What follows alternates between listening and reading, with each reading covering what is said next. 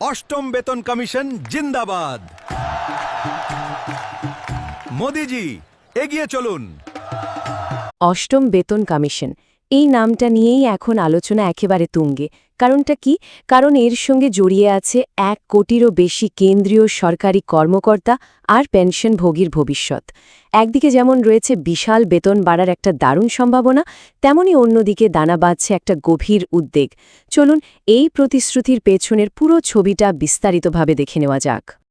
ভাবুন তো একবার, 2026 সালে সরকারি চাকরির মাইনে প্রায় 4 গুণ বেড়ে যেতে পারে। অবিশ্বাস্য লাগছে, তাই না? কিন্তু এটাই এখন আলোচনার একেবারে কেন্দ্রবিন্দুতে।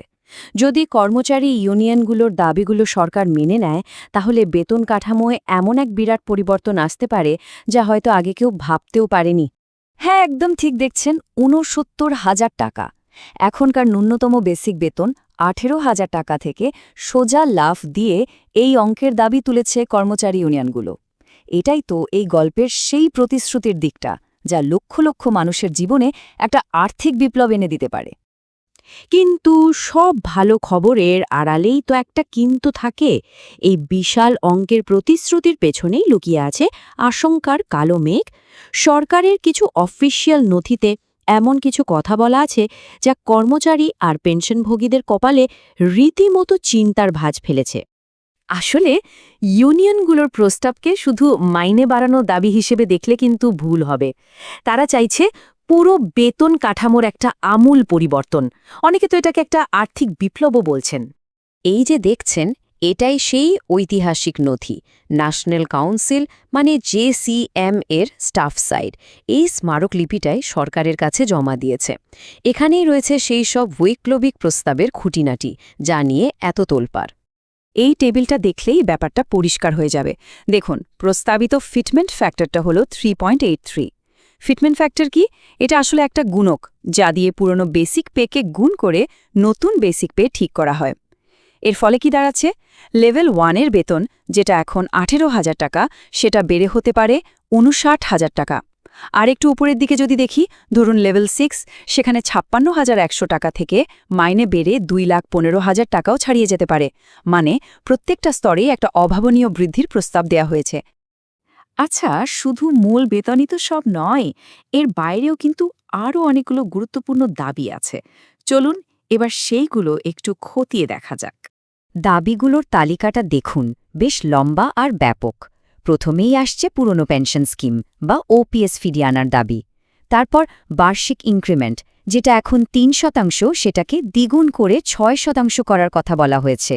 পে লেভেলগুলোকে সহজ করার প্রস্তাবও আছে, 18টা থেকে কমিয়ে 7টা।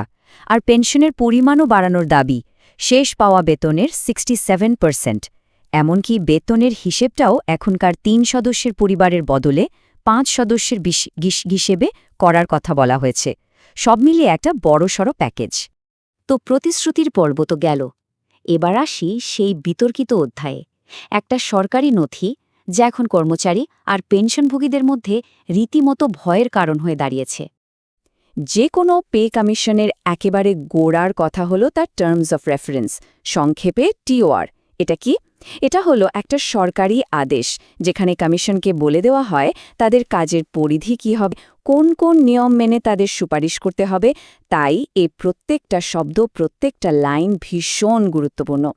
পরিস্থিতি যে কতটা গুরুত্বপূর্ণ তা বোঝা যায় যখন all India defence employees federation বা ভারত পেনশনভোগী সমাজের মতো বড় বড় সংগঠনগুলো সরাসরি প্রধানমন্ত্রী আর অর্থমন্ত্রীকে চিঠি দিয়ে এই TOR নিয়ে তাদের গভীর উদ্বেগের কথা জানায়। এই টরে মূলত দুটো বিষয় নিয়ে যত উদ্বেগ তৈরি হয়েছে। চলুন এবার সেই দুটো বিষয় একটু ভেঙে বোঝা যাক।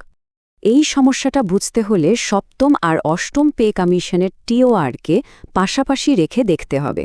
দেখুন, চতুর্থ পে কমিশন থেকে শুরু করে সপ্তম পর্যন্ত প্রত্যেকটা TORে পরিষ্কার লেখা ছিল যে কমিশনকে সুপারিশগুলো কবে থেকে কার্যকর হবে সেই তারিখটাও জানাতে হবে। এটা প্রায় 40 বছরের একটা প্রথা। কিন্তু অবাক করার মতো বিষয় হল, অষ্টম পে কমিশনের TOR থেকে এই লাইনটাই গায়েব। এর মানে কি? এর মানে হল সুপারিশগুলো যে 1 জানুয়ারি 2026 থেকেই চালু হবে তার কোনো নিশ্চয়তা আর রইল না। একটা গভীর অনিশ্চয়তা তৈরি হয়েছে। আর দ্বিতীয় ভয়টা আরও মারাত্মক। অল ইন্ডিয়া ডিফেন্স এমপ্লয়িজ ফেডারেশনের এই কথাটা শুনলেই সেই আশঙ্কাটা স্পষ্ট হবে। তারা বলছে এটা অত্যন্ত দুর্ভাগ্যজনক যে ৬৯ লক্ষ কেন্দ্রীয় সরকারি পেনশনভোগীকে অষ্টম সিপিসির আওতার বাইরে রাখা হয়েছে। মানে ইউনিয়নগুলোর ভয় প্রায় ৬৯ লক্ষ পেনশনভোগীকে এবারের বেতন কমিশনের আওতা থেকেই হয়তো বাদ দিয়ে দেওয়া হতে পারে। পেনশনভোগীদের এই ধাঁধার মূল কারণ হল টরে পেনশন সংশোধনের ব্যাপারে স্পষ্টভাবে কিছুই বলা নেই। এমনকি রাজ্যসভাতেও এটা নিয়ে প্রশ্ন উঠেছে। তবে সবচেয়ে বেশি উদ্বেগ তৈরি করেছে আনফান্ডেড কস্ট বা অতহবিলভুক্ত খরচের মতো কিছু নতুন শব্দ। এর মানে কি? সোজা কথায় এই পেনশনের জন্য সরকারের কোনো নির্দিষ্ট ফান্ড নেই, প্রতি বছর বাজেট থেকে সরাসরি টাকা দেওয়া হয়। ইউনিয়নগুলোর ভয় সরকার এই অজুহাত দেখিয়েই হয়তো পুরনো পেনশনভোগীদের বেতন সংশোধনের সুবিধা থেকে দূরে রাখতে চাইছে। তাহলে এই যে একদিকে বিরাট প্রতিশ্রুতি আর অন্যদিকে গভীর আশঙ্কা, এই টানাপোড়েনে আসলে ঝুঁকির মুখে কি আছে, এর প্রভাব কতটা সুদূরপ্রসারী হতে পারে, চলুন সেটাই এবার দেখে নিই। এই সংখ্যাটা একবার দেখুন, ৫০ লক্ষ কর্মচারী আর ৫৯ লক্ষ পেনশনভোগী, সব মিলিয়ে প্রায় ১,২০,০০,০০০ মানুষ। তাদের পরিবার ধরলে সংখ্যাটা আরও অনেক বড়।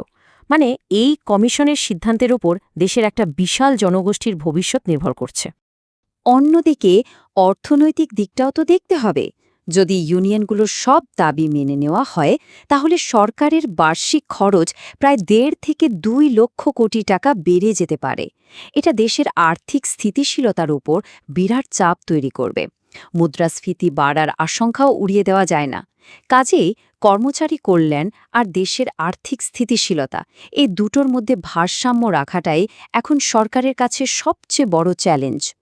শেষ প্রশ্নটা একটাই, অষ্টম বেতন কমিশন কি শেষ পর্যন্ত লক্ষ লক্ষ মানুষের মুখে হাসি ফুটিয়ে এক ঐতিহাসিক বেতন বৃদ্ধির রাস্তা খুলে দেবে, নাকি এই বিতর্কিত টিওআরের ফাঁদে পড়ে এটা একটা প্রতিশ্রুতি ভঙ্গের অধ্যায় হয়েই থেকে যাবে?